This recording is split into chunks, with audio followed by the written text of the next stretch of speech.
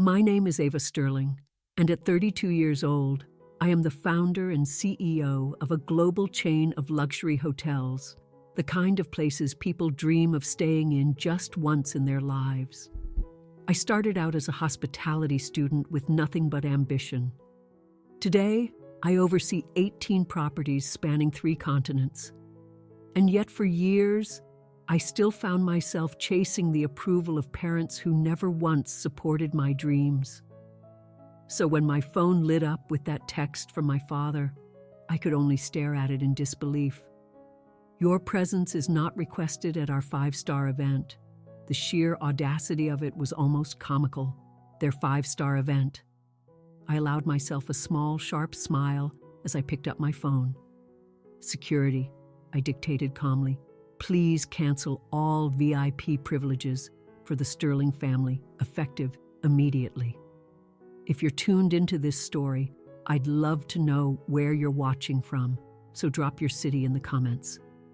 And while you're there, hit that like button and subscribe to see how this family drama plays out in the most opulent setting imaginable.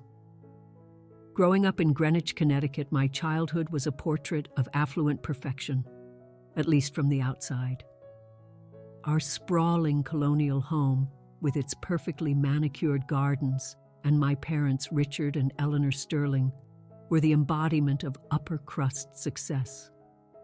My father, Richard, had carved out a name for himself as a formidable corporate lawyer in Manhattan, while my mother, Eleanor, curated our family's social calendar, chairing charity fundraisers and serving on the boards of prestigious cultural foundations.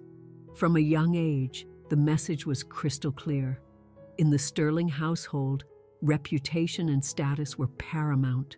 Law, medicine, or finance, those were the only acceptable careers.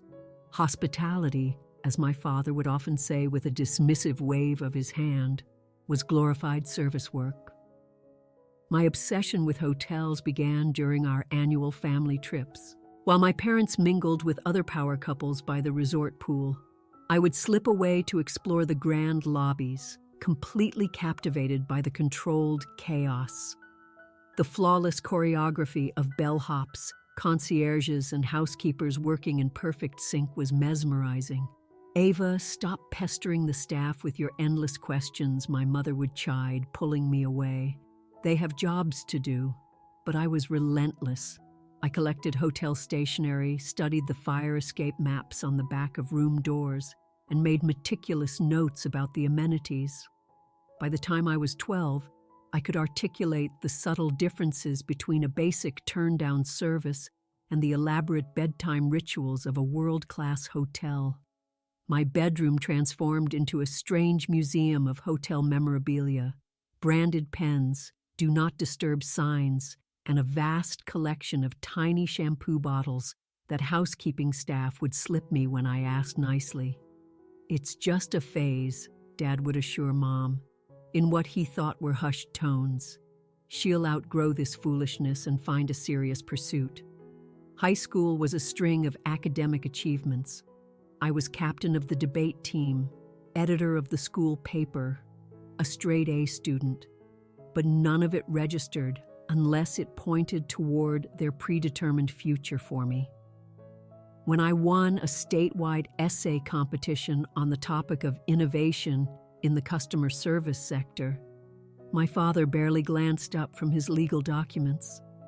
"That's lovely, dear," he murmured. "Just make sure you're keeping up with your AP government coursework. That's what will matter for your law school applications." The true conflict erupted when it was time to apply for college.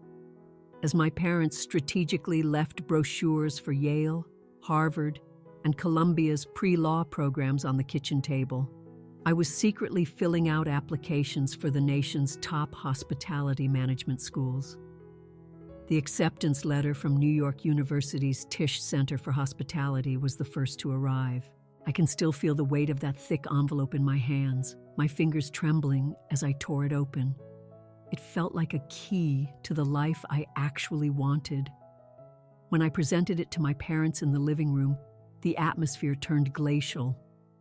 "This isn't what we agreed upon," my father said, his voice dangerously low. "This is not a path for a Sterling. It's the path for this Sterling," I shot back, a surge of defiance surprising even me. The ultimatum was delivered without hesitation. They would fund my education if I chose their path, or I was on my own. I chose to be on my own. Through a complex web of student loans and 3 simultaneous part-time jobs, working the front desk at a boutique hotel, waitressing on weekends, and tutoring the children of wealthy families, I financed my own way through one of the most prestigious hospitality programs on the planet. During those 4 years, my contact with my parents became scarce. Birthday phone calls were brief and perfunctory.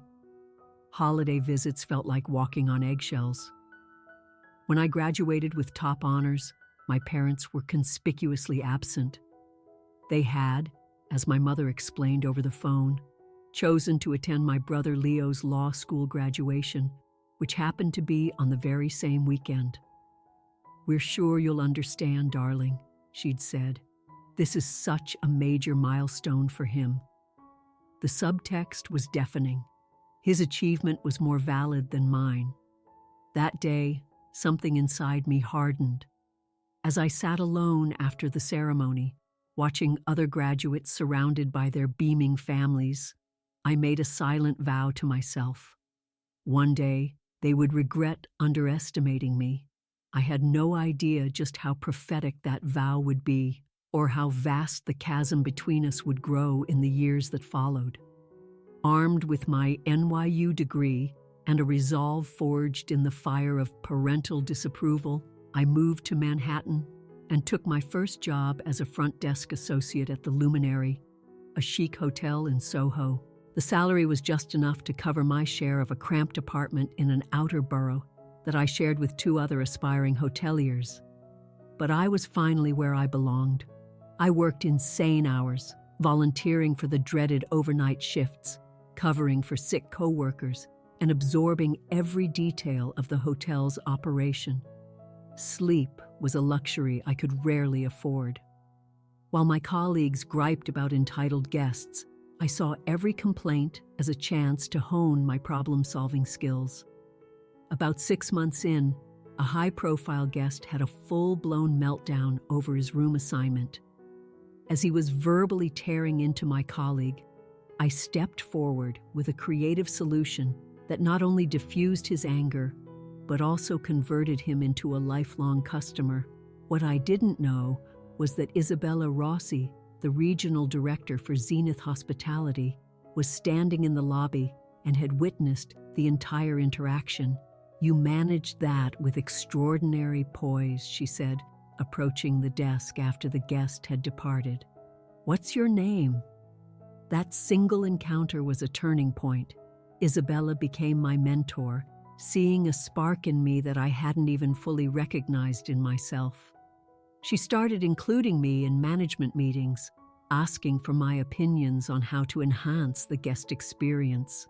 When a catastrophic software glitch caused the hotel to be overbooked by 40 rooms during New York Fashion Week, I worked through the night, personally calling partner hotels and arranging private transport for every displaced guest. The next morning, Isabella promoted me to assistant manager.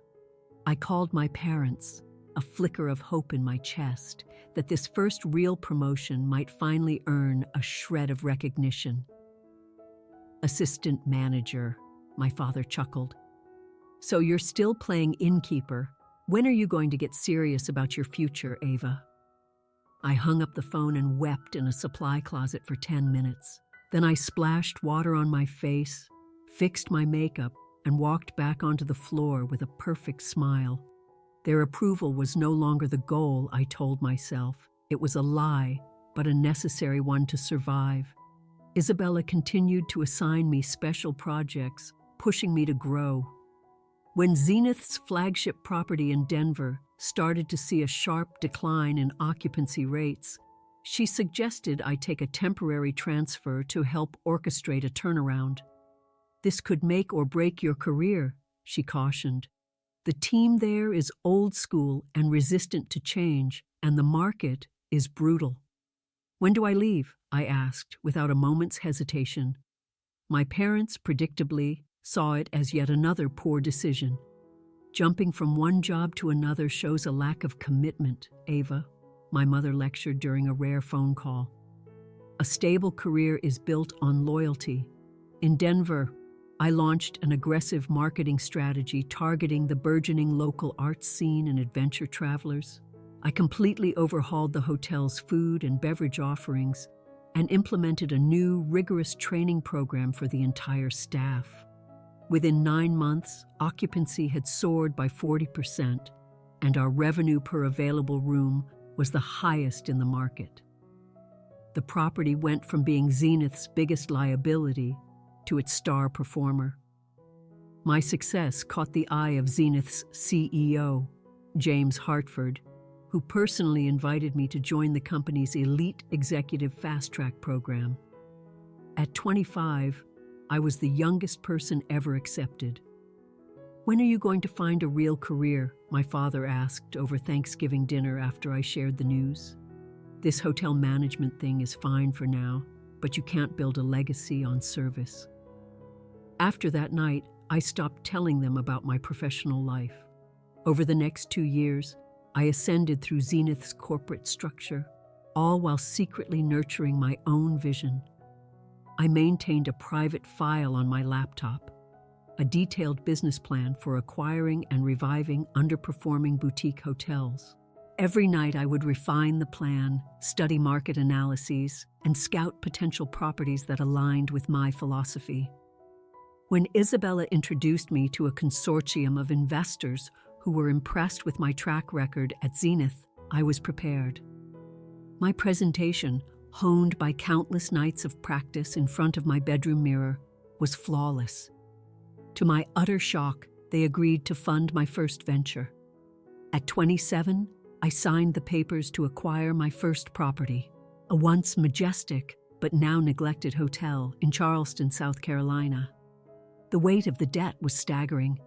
I'd jolt awake at 3 a.m., my heart hammering, convinced I had made a life-altering mistake. But by sunrise, the fear would recede, replaced by steely determination. I hired a small, fiercely loyal team who shared my vision for what would become the very first Aria Grand Hotel. The next 18 months were a grueling, exhilarating blur. I was working 17-hour days, my hands in everything from renegotiating loans with bankers to personally selecting the thread count of the bedsheets. When the hotel reopened after a massive renovation, the public response was overwhelming. We hit profitability 3 months ahead of schedule. Success began to compound. With the Charleston property generating a healthy cash flow and glowing reviews, securing financing for a second location was easier. A third followed 14 months later. Aria Grand was quickly becoming a name synonymous with bespoke service and impeccably designed spaces that honored each property's local history. At 29, I was honored with the Hospitality Visionary of the Year award at a major industry gala. For the first time, my parents attended an event connected to my career. I saw them lingering awkwardly at the back of the grand ballroom, looking entirely out of their element amongst the hotel executives. "We're so proud of you," my mother said later, offering a stiff air kiss that landed somewhere near my ear. "Though I do worry when you'll find the time to settle down, with all this hotel business keeping you so busy." My father checked his watch repeatedly during the reception, a clear signal that he had better places to be. The speech was energetic, he offered. "Is there really that much money in this?" That brief, failed attempt at reconciliation only underscored the gulf between us. They still saw my life's work as a quirky hobby, not the empire it was rapidly becoming. When James Hartford announced his retirement the following year, Zenith Hospitality was left in a vulnerable position. Calling in every favor, and leveraging the phenomenal success of the Aria Grande brand, I secured the financing for a move the industry press would later call the hospitality coup of the decade. At 30, I acquired the entire Zenith portfolio. I rebranded the whole operation as Aria Grande Hotels, and suddenly, I was at the helm of 18 properties across 3 continents, with more than 3,000 employees. Throughout this whirlwind of growth, my parents remained almost willfully ignorant of the scale of my success. Despite articles in business journals and industry awards, they spoke about my work as if I were managing a single small inn rather than serving as the CEO of a major luxury brand. I gave up trying to make them see. I poured all of that frustrated energy into making my company undeniable. Each new property became my obsession. I was personally involved in designing the presidential suites, selecting the signature fragrances for the lobbies, and training senior management on the Aria standard of service that was becoming legendary. My executive team became my surrogate family. Isabella, who left Zenith to join me as my chief operating officer, offered the kind of maternal support I had never received from Eleanor. When my brother Leo made partner at his law firm, my parents threw him a lavish party. My invitation was supposedly lost in the mail. I found out about it through a cousin's social media. The sting was deep, but by then I was a master at converting emotional pain into professional fuel. I buried myself in work, expanding Aria Grande's global footprint. The accolades kept coming, but the void inside me remained. The irony was not lost on me. I owned places where families made their most cherished memories, while my own family ties were frayed and brittle. By my 32nd birthday, Aria Grande Hotels was a titan in the luxury travel space. Our properties were constantly featured on world's best lists, and our clientele included A-list celebrities, foreign dignitaries, and titans of industry. The sterling name, once only associated with my father's legal practice in New York, was now emblazoned on landmark buildings in London, Tokyo, San Francisco, and beyond. I celebrated that birthday alone in my Manhattan penthouse, 40 stories above Central Park. The view was breathtaking. The vintage champagne was perfectly chilled, but the victory felt hollow. My phone was filled with congratulatory texts from my team, from industry peers, even from old NYU professors. But there was nothing from my family. It didn't matter, I told myself. Another necessary lie. The wall between us had become so high that even simple conversations were a charade. Our monthly calls were brief, empty exchanges about the weather. They knew not to ask about the hotel stuff, and I knew my brother Leo was a frequent guest at my properties. I would listen to him boast about the connections he had that could score him a good rate at an Aria Grande, never letting on that a single text to me would have gotten him a complimentary stay in the best suite. The Aria Grande in Denver is supposed to be incredible, he once said. Do you know anyone there? I'm trying to arrange something special for a big client. I might know a guy, I'd replied, suppressing a bitter laugh. The next day, I had the general manager personally escort Leo's client to the presidential suite with my compliments. Leo later bragged about his pull in the industry at a family dinner I didn't attend. This was the reality of my relationship with them. They had constructed a narrative about my life that was pure fiction, and I had long since stopped trying to edit it. It was easier to be the slightly wayward daughter with the cute hotel job than to repeatedly face their inability to grasp what I had built. I channeled this hurt into my work. If my own family couldn't see my value, I would make damn sure that every single person who walked into an Aria Grande hotel felt seen, valued, and cherished. Our service became our legend. Staff were trained to anticipate needs, to remember a returning guest's favorite drink, to solve problems with imaginative grace. The Arya philosophy was about making people feel truly appreciated, the very thing I had always craved from my parents.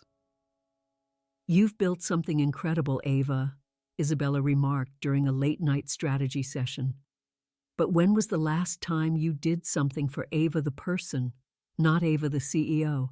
I had no answer. My entire identity was the Arya Grand brand. Who was I without the constant push to acquire, to improve, to expand?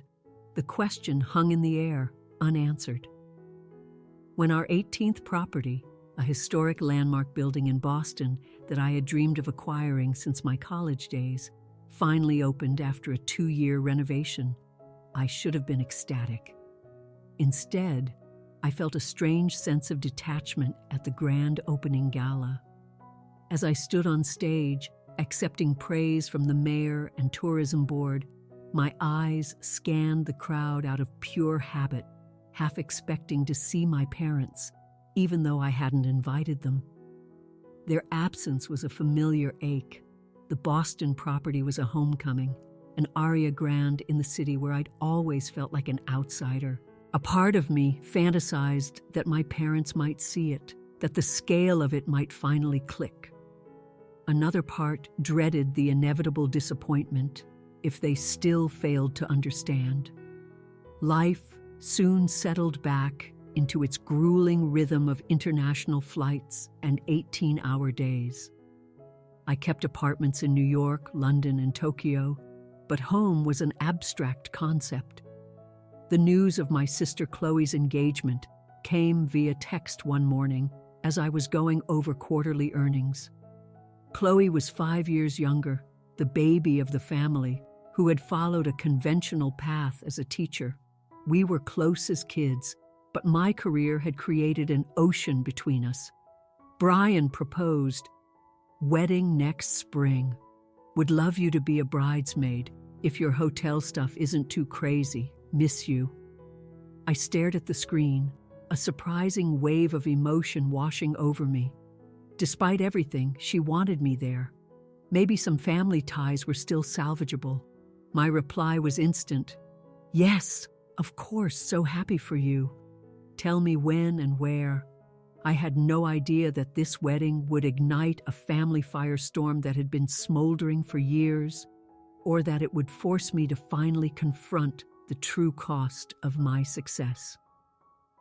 2 weeks after I agreed to be Chloe's bridesmaid, a second text from her arrived that made my blood run cold. "Mom and Dad are taking over everything. They booked the Arya Grand in Boston for the wedding." Ironic, right? Some fancy hotel with your name. What a weird coincidence. My own sister had no idea. None of them did. Somehow, despite the press, the awards, and the name Arya Grand literally carved into buildings, my family remained blissfully unaware that I owned the very hotel they had chosen for her wedding.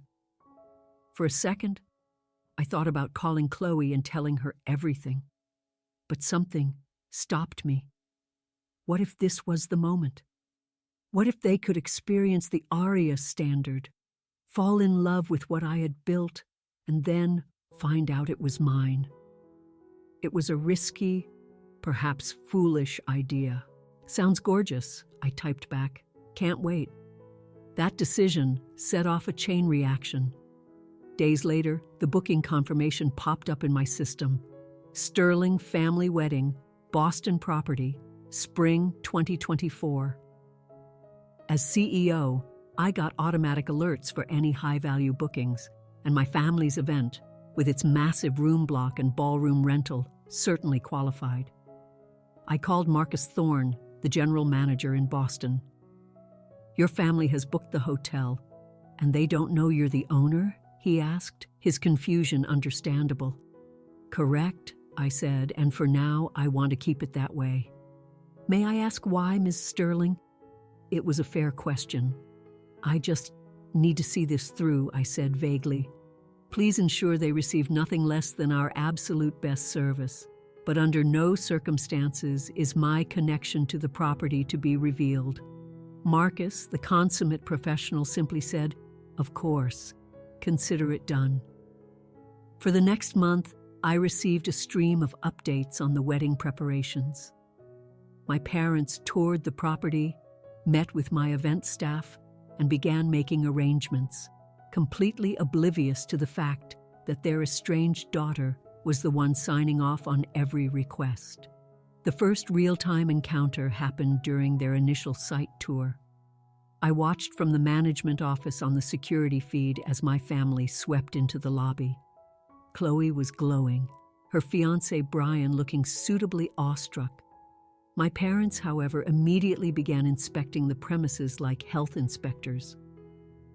"The lobby seems smaller than the pictures," my mother remarked to Alicia, my head of events, a brilliant woman I'd personally poached from the Four Seasons.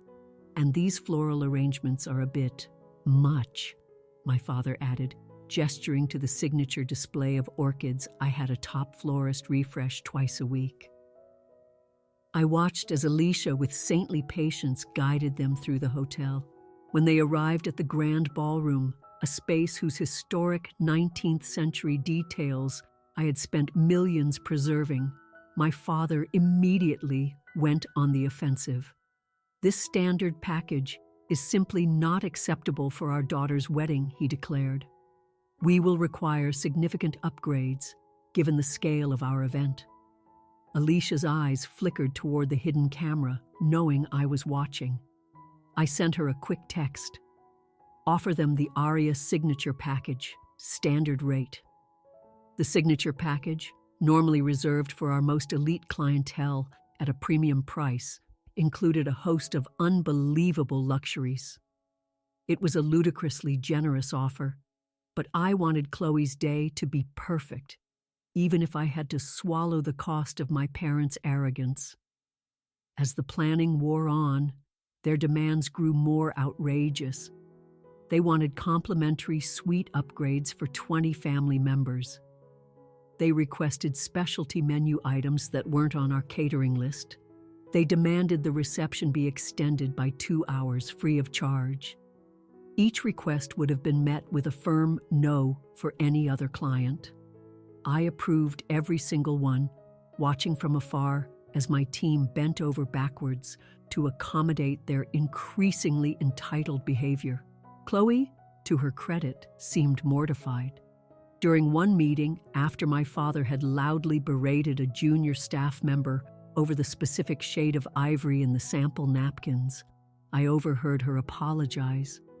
"I am so sorry about my dad," she whispered to Alicia when our parents were out of earshot. "He's just a lot." "Not at all," Alicia assured her with the genuine warmth that made her the best in the business. "We just want your day to be perfect."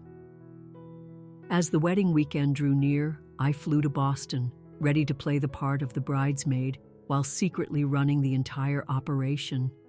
The charade was becoming exhausting, but I was determined to see it through. The rehearsal dinner, held in one of our private dining rooms, was the breaking point. My father had insisted on a specific, outrageously expensive vintage of Bordeaux, which was served at what he deemed to be 1 degree too warm. His reaction was swift and brutal. "This is utterly unacceptable," he boomed at Ryan, our bright 23-year-old sommelier. "For the prices you charge, I expect perfection. Get me the manager, now." Before Ryan could even stammer a reply, I couldn't take it anymore. I stood up. "Is there a problem with the service?" I asked, momentarily forgetting my role. My father turned on me, surprised. "Ava, this has nothing to do with you. The staff here is incompetent, and I need to speak to management." "I'm sure I can help resolve this," I said, trying to keep my voice steady as I gave Ryan a subtle signal to step back. "And what would you know about fine wine service?" My father scoffed. "Just because you work in a hotel somewhere doesn't make you an expert." The irony was so thick I could have choked on it. "I know enough to see that the staff is doing an outstanding job," I said evenly. "Perhaps we can discuss any issues you have in private, so as not to ruin Chloe's dinner." "What I need," my father seethed, is to speak to the person who owns this establishment. Their staff clearly needs better training. Little did he know he was. The moment to reveal everything hung in the air, but one look at Chloe's desperate, pleading face stopped me. This was her night. "I'll make sure your concerns are handled," I promised, stepping away to find Marcus near the kitchen. "Bring up the 1982 Chateau Margaux from my private cellar," I told him quietly. "Serve it with my compliments. Do not say it's from me." The wine, worth several $1,000s a bottle, arrived moments later. Ryan presented it flawlessly.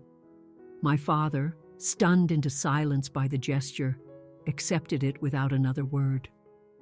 The rest of the dinner was tense, but the crisis was averted. As I went up to my penthouse suite, a room my family assumed was just a generous upgrade for the bridal party, I knew the peace was temporary. The real storm was yet to come. The morning of Chloe's wedding dawned bright and perfect. From my penthouse window, Boston looked serene. For anyone else, it would have been a day of pure joy. My phone buzzed at 7:30 a.m. It was Marcus. "Mr. Sterling is in the ballroom demanding a complete reset of the table configuration. Claims it's wrong, despite signing off on the final layout last week. Staff is trying to accommodate, but it's a massive job." This was an impossible request on the morning of the event. I authorized overtime for extra staff and called in our on-call events team. Before I could even get in the shower, another message. "Mrs. Sterling has rejected the floral delivery, demanding a specific variety of orchid that is not in season. The demands kept coming all morning." My father wanted a specific rare bourbon added to the premium bar package. My mother decided the chair sashes were the wrong shade of gold. Forgotten dietary restrictions for distant cousins suddenly became urgent, last-minute additions to the menu. Every demand came with the threat of taking their business elsewhere, a threat that was utterly absurd 8 hours before a 200-person wedding. At 11 a.m., Marcus called, his voice strained. "Miss Sterling, I'm sorry, but this is untenable. Your father is now physically moving tables himself in the ballroom. He just told Carmen, my head of events, that she clearly has no idea how to run a proper event and should find a new career."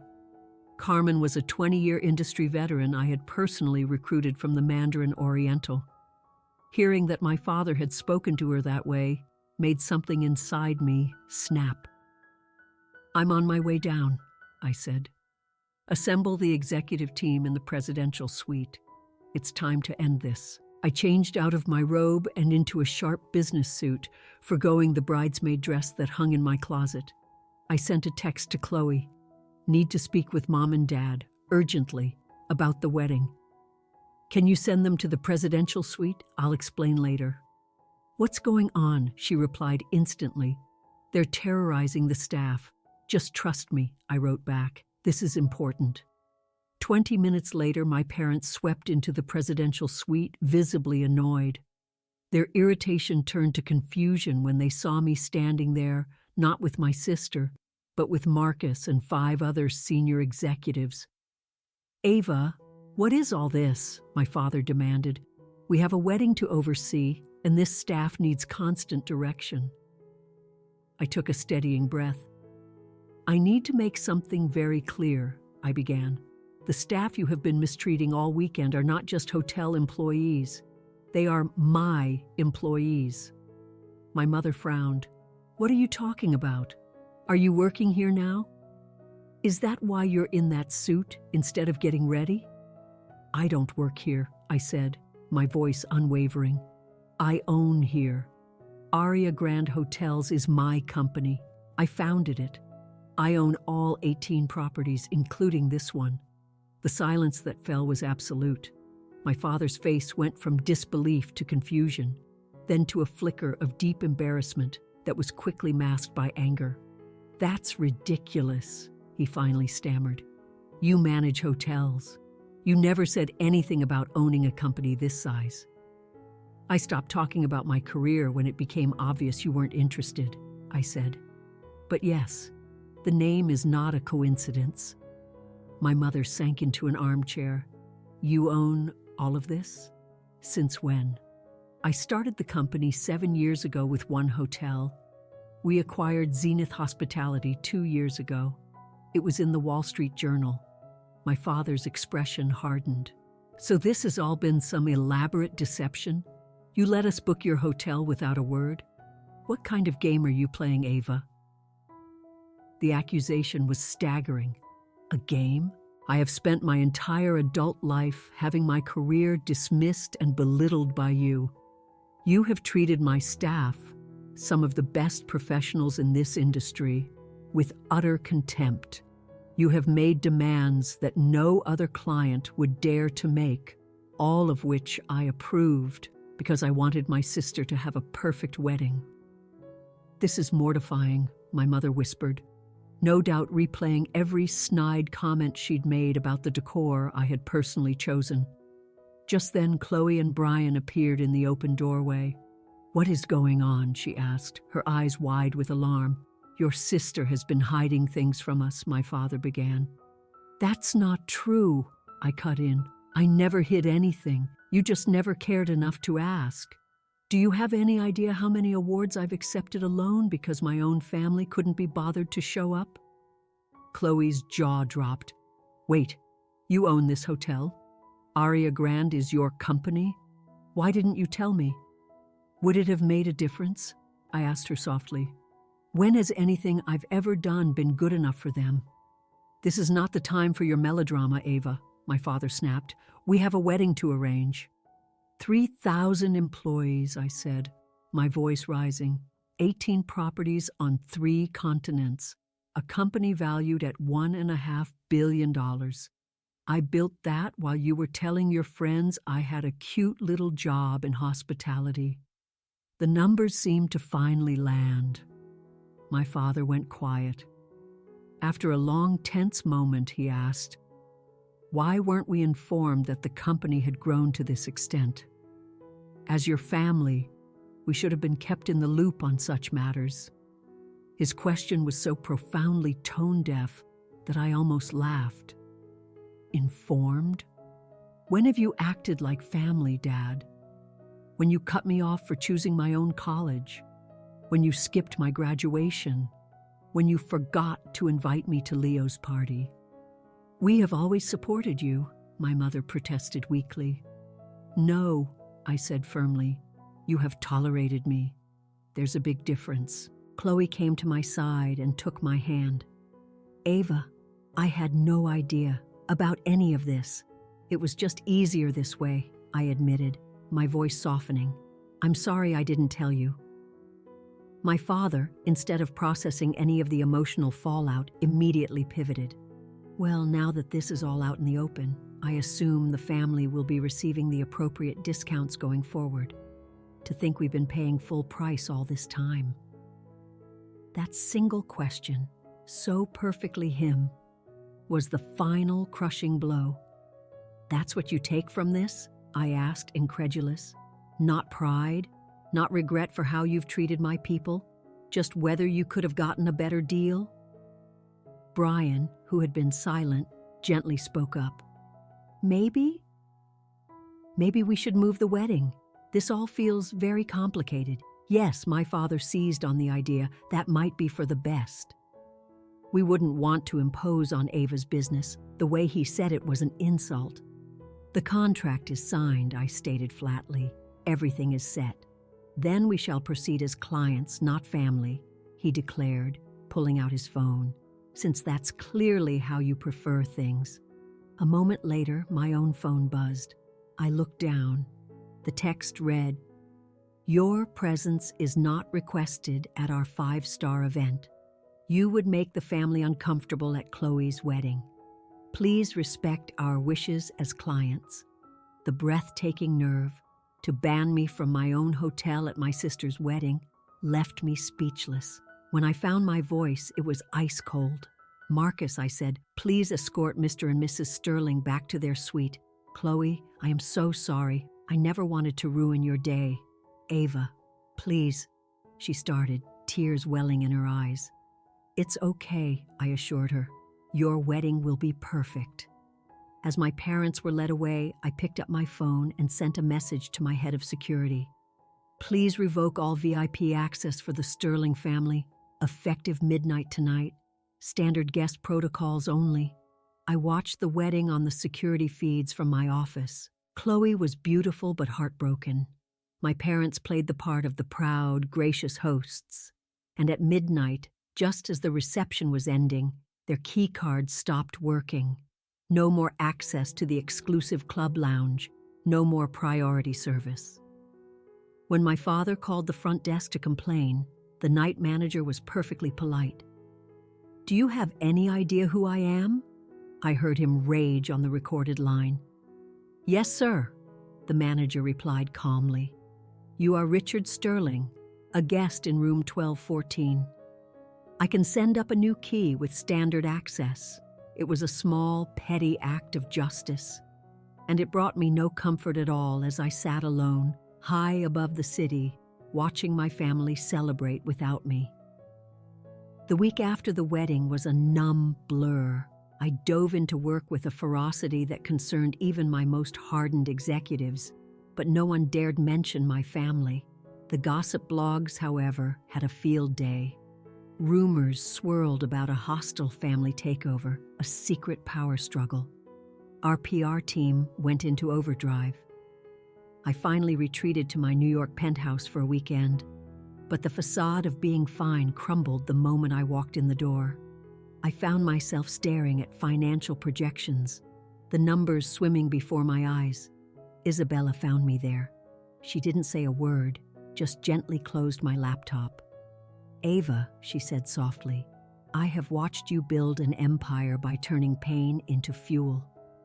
But at some point, you have to actually deal with the pain itself. And what do you suggest? I asked, my voice thick with unshed tears. Family therapy? I don't think the Sterlings are quite ready for that. This was never about them, she countered, sitting beside me. It's about you. You built this company to prove your worth to people who were determined not to see it. And you created something magnificent. But you can't fill a hole in your heart with more properties or higher profit margins. Her words broke through the dam I had built around myself.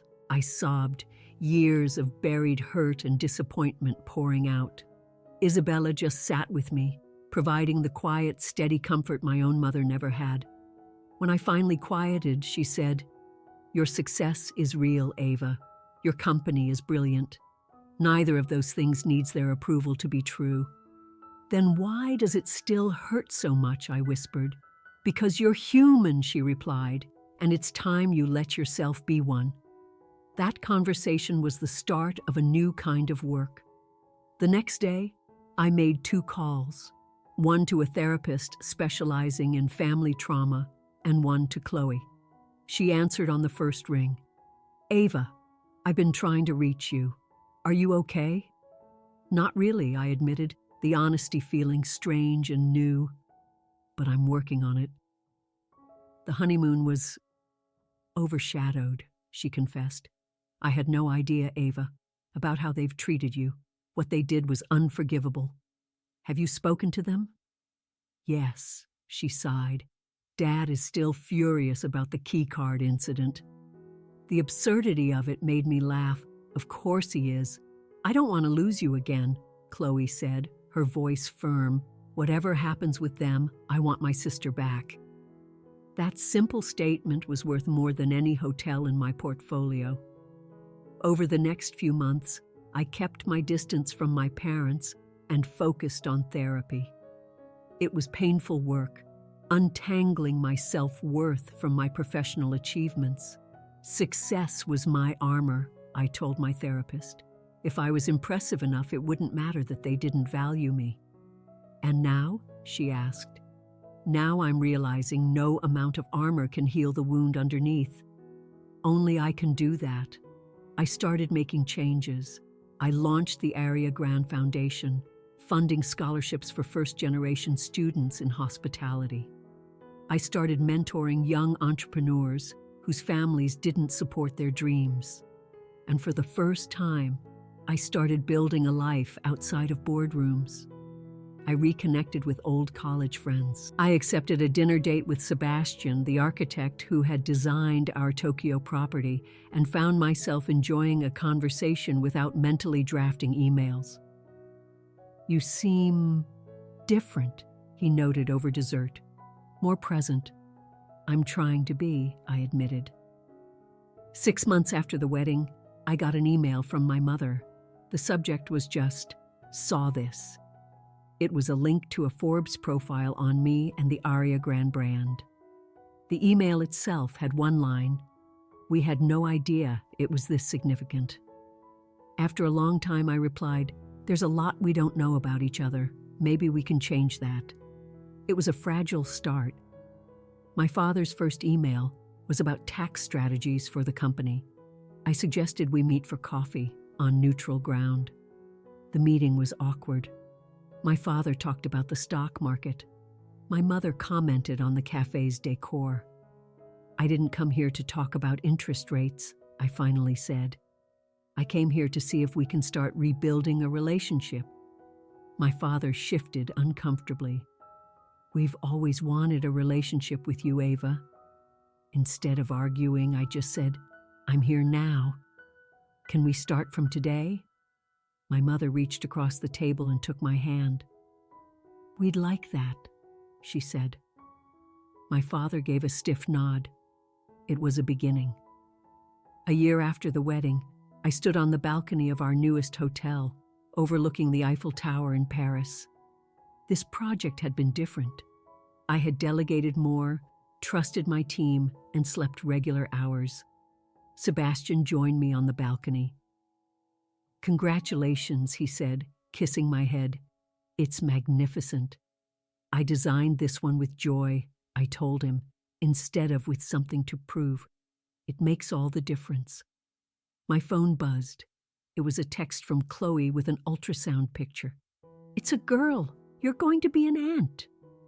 Happy tears streamed down my face. A few months later, I invited my whole family to Paris. It was an invitation to see my world on my terms. As I gave my parents a tour, I saw a flicker of something new in my father's eyes as he watched a staff training session. "The level of detail is extraordinary," he admitted later. I had no idea. At dinner that night, he finally said it. "What you've built is remarkable, Morgan. I'm sorry we didn't support you." The apology, so long awaited, felt good, but also less necessary than it once had. I had already found my own validation. "We can only move forward," I said, and for the first time, it felt true. My journey has been about building more than just hotels. It's been about building a life I can be proud of, on my own terms. What's your story? Have you ever had to fight for a dream that your family dismissed? Let me know in the comments below. If my story resonated with you, please like this video and subscribe to hear more stories of resilience and finding your own way. And share this with anyone who needs a little encouragement to follow their own path, even when the people closest to them don't understand. Thank you for listening. Remember, the greatest victory isn't always proving other people wrong. Sometimes it's realizing you no longer need their approval to know your own worth.